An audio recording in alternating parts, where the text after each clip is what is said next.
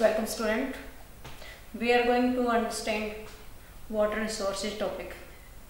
We will understand in this chapter source of water, uses of water, distributions of water, water scarcity and a solution of this problem. It's okay? बेटा first chapter first point पे हम समझ रहे हैं यहाँ पे water resources. Water resources is renewable resources. देखिए मैंने इसको रिन्यूएबल बताया है. लास्ट वीडियो में मैंने सॉइल और लैंड को एक्सप्लेन किया था, उसमें वो नॉन रिन्यूएबल था, तो उसकी प्रॉब्लम हमारे पास थी, उसका सॉल्यूशन था. बट अब हमारे पास वाटर रिसोर्सेज है, वो रिन्यूएबल रिसोर्सेज है, but we are facing the problem of a water scarcity. वह रिन्यूएबल है, दोबारा मिल जाता है, फिर भी हम वाटर स्कैर्सिटी को फेस कर रहे हैं. तो इसका सॉल्यूशन क्या है और क्यों हम फेस कर रहे हैं, यानी कि हमारी प्रॉब्लम क्या है, वाटर स्कैर्सिटी की प्रॉब्लम क्या है, उसके बारे में अंडरस्टैंड करेंगे. देखिए फर्स्ट हमारे पास आता है utilization of water resources. Water resources का यूटिलाइजेशन आप लोग अच्छे से जानते हैं. इरिगेशन सिस्टम में, इट मीन्स एग्रीकल्चर में होता है, डोमेस्टिक पर्पज पे हम यूज करते हैं, इंडस्ट्रीज में यूज करते हैं, और हाइड्रो इलेक्ट्रिसिटी जनरेट करने के लिए वाटर का यूज होता है. अब ये तो हमारे पास यूज हो गया. अब हम यहाँ पे पढ़ेंगे डिस्ट्रीब्यूशन ऑफ वाटर. देखिए ये हमारी अर्थ है. इस अर्थ पे आप ब्लू कलर देख रहे हैं, इतना सारा ब्लू कलर है, और earth is called blue planet. ये ब्लू प्लैनेट कहलाती है. क्यों? क्योंकि ये ब्लू कलर ज्यादा है इसमें. ब्लू कलर क्यों है? क्योंकि ये वाटर है. तो इतना सारा वाटर हमारे पास होने के बावजूद भी हमारे पास प्रॉब्लम वाटर है, शॉर्टेज की है. तो अब हमारे पास डिस्ट्रीब्यूशन कैसे है. देखिए our earth cover 70% area with water. हमारा ये जो अर्थ है वो 70% कवर करती है, किससे? वाटर से कवर करती है, और 30% पे लैंड है. बट जो हमारे पास 70% वाटर है, उस 70% वाटर में इसका जब हम पार्टीशन करेंगे तो 96.5% वाटर अनयूजेबल है. यूज करने के लिए हमारे लिए फिट नहीं है, क्योंकि वो ओशियन में है. केवल हमारे पास 2.5% जो 70% एरिया हमारे पास वाटर से कवर किया हुआ है लैंड का, उस 70% एरिया को हमने डिवाइड कर दिया. 96.5% volume of water is found in A ocean. We can use 2.5% volume of water. It is a fresh water. अब ये फ्रेश वाटर है, ये भी सारा यूज नहीं हो रहा है. अब 2.5% जो वाटर है उसको फिर दो पार्ट में डिवाइड करना है. इसमें 70% volume of water is found in A ice sheets and glacier. जो आइस शीट है, यानी कि हमारे पास अंटार्कटिका जो महाद्वीप है, और जो ग्लेशियर उसके ऊपर यानी कि बर्फ के रूप में जो हमें मिलता है, वो 70% वाटर है, और वो हमारे लिए यूजेबल नहीं है. इसका 30% जो वाटर हमारे पास है वो यूजेबल है, वो रिवर्स में, पॉन्ड्स में या अंडरग्राउंड में हमें मिलता है. तो अब आप देखिए 2.5% का भी 30% हो गए. अब ये वाटर है, ये हमारे लिए यूजेबल है, फ्रेश वाटर. It's okay. तो ये हमारे पास वाटर का डिस्ट्रीब्यूशन है. हमारी अर्थ पे 70% पानी होने के बावजूद भी हम इसमें वाटर स्कैर्सिटी फेस कर रहे हैं. उसका कारण मैंने बता दिया. ओके. नेक्स्ट पॉइंट हमारे पास आता है problem of A fresh water. Fresh water की प्रॉब्लम क्या है? तो फ्रेश वाटर की प्रॉब्लम हमारे पास आएगा,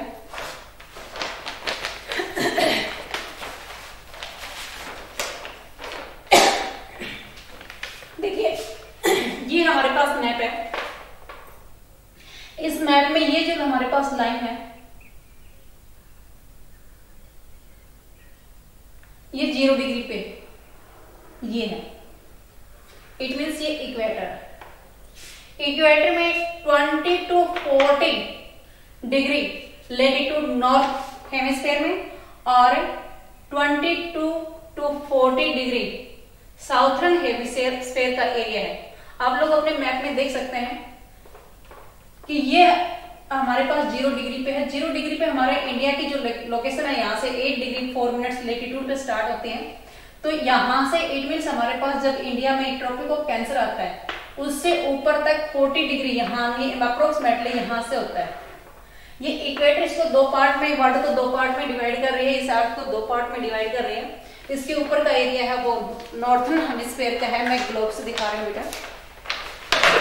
ये इक्वेटर है जो आपको डायरेक्ट दिखाई दे रही है। ये जो लाइन हमारे पास इक्वेटर है और ये हमारे इंडिया है। तो इक्वेटर इंडिया के पास में है, यहाँ से स्टार्ट होता है। ये 0 डिग्री पे लेटीट्यूड पे है और आगे 8.4 डिग्री पे हमारी लोकेशन इंडिया की स्टार्ट हो रही है। ट्रॉपिक ऑफ कैंसर की जो लोकेशन है वो 23.5 डिग्री लेटीट्यूड पे है। इट मीन्स ये हमारे पास नॉर्थर्न हेमिस्फीयर और ये साउथर्न हेमिस्फीयर है। नॉर्थर्न हेमिस्फीयर में 20 डिग्री टू 40 डिग्री लेटीट्यूड, आप अपने ग्लोब पे मैप पे अच्छे से देख सकते हैं, उसमें सारा इंडिकेट कर रखा है। 40 डिग्री तक का एरिया है। यहाँ से इसके जो बीच का एरिया है, इतना एरिया, ये सारा का सारा सबसे ज्यादा वाटर वेपर तैयार करने वाला एरिया, यानी कि यहाँ पे सबसे ज्यादा मॉइस्चर इसमें स्टीम बन करके चले जाते हैं। ठीक वैसा का वैसा हमारे पास साउथर्न हेमिस्फीयर में 20 डिग्री लेटीट्यूड से 40 डिग्री लेटीट्यूड के बीच में ये जो एरिया हमारे पास पड़ता है, इस एरिया में सबसे ज्यादा वाटर वेपर बनते हैं। It's okay. तो हमारे पास जो वाटर वेपर है उससे वाटर स्कैर्सिटी होती है, यानी कि वाटर की डेफिशिएंसी होती है। अब इसमें अगर देखना चाहेंगे तो आप देख सकते हैं यहाँ पे जितने भी हमारे पास डेजर्ट हैं वो इसी लोकेशन में है, यानी कि 20 to 40 डिग्री नॉर्थर्न हेमिस्फीयर पे और 20 to 40 डिग्री लेटीट्यूड में साउथर्न हेमिस्फीयर पे। यहाँ हमारे पास ये साउथ अमेरिका है, इसके अंदर आटाकामा डेजर्ट है। ये हमारे पास अफ्रीका कॉन्टिनेंट है, यहाँ पे काला हांडी डेजर्ट है। ये हमारे पास अफ्रीका कॉन्टिनेंट का नॉर्थ पार्ट है, यहाँ पे हमारे पास सहारा डेजर्ट है। It's okay. उससे ऊपर अगर हम यहाँ पे चलेंगे तो ये चाइना का ईस्टर्न पार्ट है, उसके अंदर गोबी डेजर्ट है। तो ये सारे डेजर्ट हमारे इसी एरिया में है। तो जहां पे आप देखेंगे कि ये सारा हमारे पास अर्थ से कवर एरिया है और जहां पे ये डेजर्ट होंगे वहां पे वाटर स्कैर्सिटी होगी, इसलिए हमारी अर्थ पे वाटर की डेफिशिएंसी रहती है क्योंकि वाटर वेपर ज्यादा तैयार होता है। ओके, नेक्स्ट पॉइंट हम बताएंगे कि हम इसको यूज ज्यादा कर रहे हैं, वेस्टेज ज्यादा कर रहे हैं, इरिगेशन के लिए यूज ज्यादा कर रहे हैं, या फिर हम ये कहेंगे कि उसका ओवर एक्सप्लोटेशन हो रहा है, जिसके कारण हमारे पास प्रॉब्लम फ्रेश वाटर की प्रॉब्लम बनी हुई है। नेक्स्ट पॉइंट हमारे पास है problems of water quality. Water quality की प्रॉब्लम्स हमारे पास कैसे हम इसको ज्यादा क्वालिटी नहीं मिल पा रही, यानी कि वाटर के अंदर जो भी हम यूज कर रहे हैं वो हमारे पास लेस क्वालिटी का होता है। एक तो अनट्रीटमेंट ऑफ ए सीवेज का जो पानी होता है वो अनट्रीटमेंट होता है, जिसके कारण हमारे पास वाटर की डेफिशिएंसी हो जाती है, क्योंकि सीवेज में बहुत सारा पानी हमारे पास ओवर एक्सप्लोटेशन से जाता है, हम उसमें यूज कम करते हैं, वेस्टेज ज्यादा करते हैं। जो भी हमारे पास सीवेज में चला जाता है वो पॉल्यूटेड वाटर हो जाता है, और पॉल्यूटेड वाटर होने के बाद हम उसको यूज नहीं कर पाते हैं। तो जो हमारे पास अनट्रीटमेंट वाटर है वो, उसके बाद में हमारे पास इंडस्ट्रीज इसको पॉल्यूट करते हैं, क्योंकि इंडस्ट्रीज से भी जो मटेरियल जो भी वेस्टेज निकलता है वो maximum industries is setup on the bank of river, और रिवर हमारे पास फ्रेश वाटर का सोर्स है। जो उसके अंदर से वेस्टेज निकलता है वो सारा उसमें रिवर में ही बहा दिया जाता है। उसके बाद में हमारे पास क्वालिटी उसकी लेस हो जाती है। तो वही वाटर हमारे पास कैनाल से, और कैनाल से हमारे पास उसका मीडियम कैनाल हो जाता है, बाद में हमारे पास हमारे वाटर टैप में वही वाटर पहुंचता है, जिसके कारण उसमें क्वालिटी कम होती है। हम सोचते हैं कि ताजा पानी फ्रेश वाटर आ जाता है सुबह सुबह और हम राजी हो जाते हैं, बट फिर हम देखेंगे कि उसके अंदर वो वेस्टेज उसके अंदर मिल गया था जो इंडस्ट्रीज से निकला हुआ था। उसके अंदर हमारे पास पेस्टिसाइड भी होते हैं, दूसरे हार्मफुल केमिकल भी उसमें होते हैं, जो उसके बाद में उसका ट्रीटमेंट करने के बावजूद भी वो हम उसको क्वालिटी नहीं दे सकते। It's okay. नेक्स्ट पॉइंट पे हमारे पास आता है कंजर्वेशन ऑफ वाटर। वाटर को कंजर्व कैसे करेंगे, क्यों करेंगे, वो तो हमें ऊपर समझ में आ गया होगा, क्योंकि we have less amount of a water. केवल और केवल 2.5% वाटर ही हमारे पास फ्रेश वाटर है, और वो भी बहुत ही, उससे भी कम हम यूटिलाइज कर पाते हैं। तो वो तो हमारे पास वाटर की डेफिशिएंसी है, जिसके कारण हमें वाटर का कंजर्वेशन करना है। तो कंजर्वेशन कैसे करेंगे, फर्स्ट हमारे पास आता है अंडरग्राउंड स्टोरेज, या फिर हम कहेंगे रिचार्ज बोर। अगर हम रिचार्ज बोर कर लेते हैं, हमारे पास जो रेन वाटर होता है उस रेन वाटर को हम एक बोरवेल बना करके उसके अंदर स्टोरेज कर लेते हैं, तो वो हमारे पास अंडरग्राउंड चला जाएगा और भूमि का जो अंडरग्राउंड का जो वाटर का लेवल है वो अप हो जाएगा। उसके बाद में हम उसको यूटिलाइज कर सकते हैं। नेक्स्ट पॉइंट में हमारे पास आता है रेन वाटर हार्वेस्टिंग। ये रेन वाटर हार्वेस्टिंग हमारे इंडिया के कई स्टेट में यूटिलाइज किया जाता है। जैसे हमारे पास राजस्थान का एरिया है, उसमें टाकाज बनाए जाते हैं, उससे जो रेन होती है उसको रूफ से कलेक्ट कर लेते हैं, यानी कि जो छत से वहां से पाइप, पीवीसी पाइपलाइन से, और नीचे वो अंडरग्राउंड एक टैंक कह सकते हैं या टाकाज बोल सकते हैं, उसके अंदर स्टोरेज हो जाता है। बाद में वो अपने डोमेस्टिक पर्पज के लिए यूज करते हैं। तमिलनाडु एक हमारे इंडिया की ऐसी स्टेट है जहां पे इस प्रकार का रेन वाटर हार्वेस्टिंग करना कंपलसरी होता है, और अगर कोई नहीं करता है तो ये इलीगल या फिर ऑफेंस माना जाता है और वो पनिश किया जाता है। नेक्स्ट पॉइंट पे हमारे पास आता है, हम वाटर को कंजर्व और किस पॉइंट पे करेंगे, इरिगेशन सिस्टम से। देखिए इरिगेशन सिस्टम में हम सबसे ज्यादा यूटिलाइज करते हैं वाटर को। सबसे ज्यादा हमारे पास वेस्टेज वाटर की होती है, वो होती है इरिगेशन सिस्टम में। We have no new moderated techniques, so we use it more and more water for irrigation system। अगर हमारे पास से स्प्रिंकल सिस्टम होगा या ड्रिप सिस्टम होगा, नोजल जिसको आप बोलते हैं, उसके माध्यम से अगर हम जिस टाइम पे रिक्वायरमेंट होती है उसी टाइम पे अगर हम इरिगेशन करते हैं, तो उसके बाद में हमारा वो वाटर वेस्टेज होने से बच जाता है, जो विदाउट यूजिंग हम उसको बहा देते हैं। रिसाइकलिंग ऑफ वाटर या रिसाइकल्ड वाटर। तो रिसाइकलिंग कैसे करेंगे, आप देखिए हमारे घर में यूज होता है, किचन से जो वेस्टेज वाटर आता है, क्यों ना हम उसके साथ में गार्डन लगा लें, जिससे हमारे पास उस पानी का यूटिलाइज हो जाएगा और हमारे आस पड़ोस में एक तरह से ग्रीनरी हो जाएगी। इस प्रकार से हम उसको रिसाइकलिंग कर सकते हैं। ऐसे जगह में अपना गार्डन लगाएं जहां पे हमारा वेस्टेज आता है, तो हम वहां पे उस पानी का यूटिलाइज कर सकते हैं, ना कि अलग जगह ग्रीनरी लगाने से उसको अलग से रिक्वायरमेंट होगी तो हम वाटर को ज्यादा यूज करेंगे। ओके, तो ये सारे पॉइंट्स हमारे पास थे कंजर्वेशन ऑफ ए वाटर का। नेक्स्ट पॉइंट पे हमारे पास आता है बेटा इंप्रूविंग ऑफ क्वालिटी। अब हमारे पास यहाँ भी क्वालिटी का जिक्र था और वहां भी क्वालिटी का ही जिक्र है, बट उसको और भी ज्यादा इंप्रूवमेंट कैसे कर सकते हैं। देखिए एक तो बाउलिंग से आप लोग वाटर को यूज करते हैं। अभी मैंने थोड़ी देर पहले बताया कि हमारे पास फ्रेश वाटर की प्रॉब्लम है, क्योंकि हम चाहे अपने वाटर टैप से रोजाना फ्रेश वाटर ले रहे हों, बट उसके अंदर जो वाटर आता है वो मैक्सिमम हमारे पास कैनाल से कनेक्ट होने वाला वाटर ही होता है, जिसके अंदर वो रिवर्स के से पहले ही जो कैनाल उससे कनेक्ट होती है तो वो रिवर्स में पहले ही पॉल्यूटेड वाटर आ जाता है, क्योंकि वो उससे इंडस्ट्रीज से आ जाता है। तो वो इंडस्ट्रीज का जो वाटर आपके पास आ रहा है उसको बॉइलिंग कर लीजिए, उसको उबाल लीजिए। उबालने से उसमें जो भी बैक्टीरिया होते हैं, जो भी उसके अंदर दूसरा आपके डिजीज के लिए रिस्पॉन्सिबल, जो भी बीमारी के रिस्पॉन्सिबल जो भी वायरस होते हैं, वो सारे उसकी डेथ हो जाती है, मर जाते हैं। इसलिए हम इसको और ज्यादा क्वालिटीफुल बनाने के लिए, उसकी क्वालिटी को इम्प्रूव करने के लिए उसको बॉइलिंग कर लेना चाहिए, उसको उबाल लेना चाहिए। नेक्स्ट पॉइंट पे हमारे पास आता है डिस्टिलेशन। देखिए अगर हमने किसी भी वाटर के अंदर पेस्टिसाइड डाल दिया, इट मीन्स आप लोग देख रहे हैं कि जो वेस्टेज आता है इंडस्ट्री से उसमें पेस्टिसाइड होते हैं, केमिकल होते हैं, जिसको हमें अलग नहीं कर सकते, सेपरेट नहीं कर सकते हैं, ना ही हम उसको सेडिमेंटेशन के द्वारा, ना ही हमारे पास दूसरी जो सर्टनिंग है उसके द्वारा हम ऐसा नहीं कर पाते, तो हम उसमें क्या करेंगे, डिस्टिलेशन करेंगे। कैसे करेंगे, क्योंकि डिस्टिलेशन एक ऐसा पॉइंट, एक ऐसा वे होता है, एक ऐसा आपका मेथड होता है जिसके माध्यम से आप उसके अंदर जो भी लिक्विड होता है उसमें वाटर वेपर से आप वाटर को अलग कर सकते हैं, और उसके नीचे जो पेस्टिसाइड है या फिर हम ये कहेंगे कि जो हमारे पास साल्ट उसके अंदर है, केमिकल है, वो नीचे रह जाते हैं। इस प्रकार से आप उस वाटर को क्वालिटीफुल बना सकते हैं, उसकी क्वालिटी को और ज्यादा इंप्रूव कर सकते हैं। नेक्स्ट हमारे पास आता है by sedimentation of industries wastage.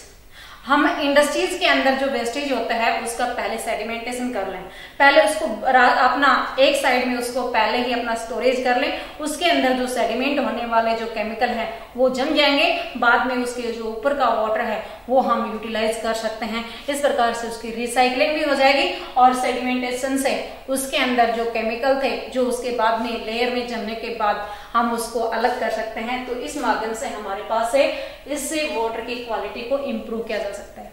It's okay. Next point पे हमारे पास आता है बेटा सम मल्टीपर्पज प्रोजेक्ट। अब ये मल्टीपर्पज प्रोजेक्ट क्या होता है उसके बारे में ध्यान से समझिए।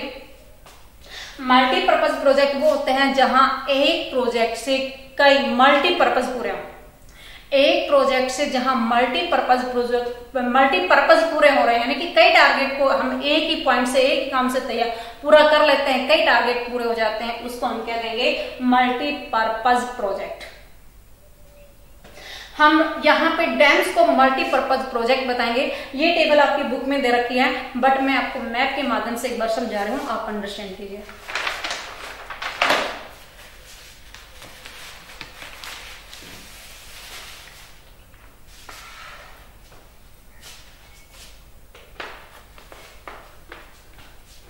देखिए बेटा, यहां से सतलुज रिवर निकलते हैं, ये सतलुज रिवर पे यहाँ पे बाखड़ा डैम बना हुआ है जिसको बाखड़ा नंगल प्रोजेक्ट का नाम दिया जाता है। It's okay.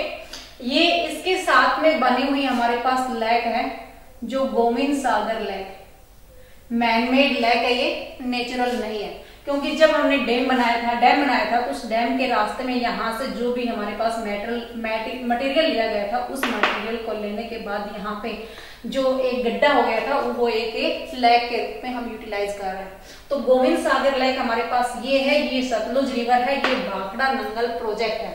इससे एक प्रोजेक्ट से कई पर्पज पूरे होते हैं। कैसे होते हैं, इससे पानी का स्टोरेज हो जाता है, उससे कैनाल निकाली जाती हैं, उस कैनाल से हमारी विलेजेस की कनेक्टिविटी होती है, हम इरिगेशन पर्पज को पूरा करते हैं।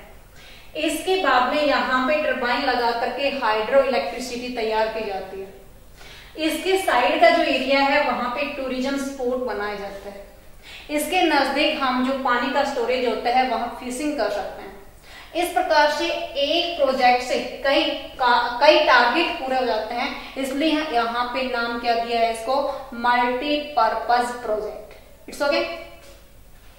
नेक्स्ट हमारे पास यहाँ पे आपकी जो बुक है उसमें दे रखे है, ये यमुना रिवर है, ये गंगा रिवर है, तो आपकी बुक में दे रखा है, उसी को मैं एक्सप्लेन कर रहा हूँ। यहाँ पे हमारे पास ये सोन रिवर है और सोन रिवर की ट्रिब्यूटरी रिहंद रिवर है। रिहंद के ऊपर डैम बना हुआ है, रिहंद डैम। उसके बाद में यहाँ पे हमारे पास नर्मदा रिवर है, नर्मदा रिवर पे डैम बना हुआ है सरदार सरोवर डैम। अब आप देखिए इस डैम से हमारे पास ये जो डैम है ये हिमाचल प्रदेश, पंजाब, हरियाणा इस एरिया की पानी की डेफिशिएंसी को पूरा करता है। ये जो एरिया है ये हमारे पास इसमें यूपी, एमपी और इसमें बिहार के एरिया या झारखंड का आदि इससे सराउंडिंग में जो स्टेट लगती है उसकी रिक्वायरमेंट को पूरा करता है। ये जो है ये पंजाब और एमपी की रिक्वायरमेंट को पूरा करता है। यहाँ पे ये हमारे पास है महानदी, महानदी के ऊपर डैम बना हुआ है हीराकुंड डैम।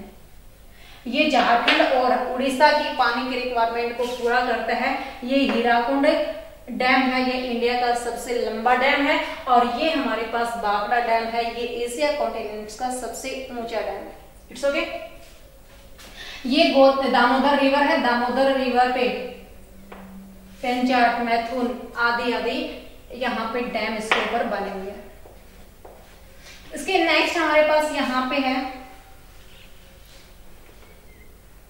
गोदावरी रिवर और ये तुंगभद्रा रिवर के ऊपर यहाँ पे तुंगभद्रा डैम बना हुआ है। इस प्रकार से हमारे पास ये मल्टीपर्पज प्रोजेक्ट है जो हमारे यहाँ पे इनकी पानी की डेफिशिएंसी को पूरा करता है। ये यहाँ इसके अंदर राजस्थान में एक चंबल रिवर है जो सीजनेबल है, यानी कि सीजन में चलती है। यहाँ पे चंबल रिवर के पानी के कारण इस एरिया की पानी की डेफिशिएंसी को पूरा किया जा सकता है। तो ये चंबल, इसके ऊपर डैम बना हुआ है चंबल रिवर पे, जो राजस्थान की इरिगेशन सिस्टम के लिए हेल्प देते हैं। It's okay.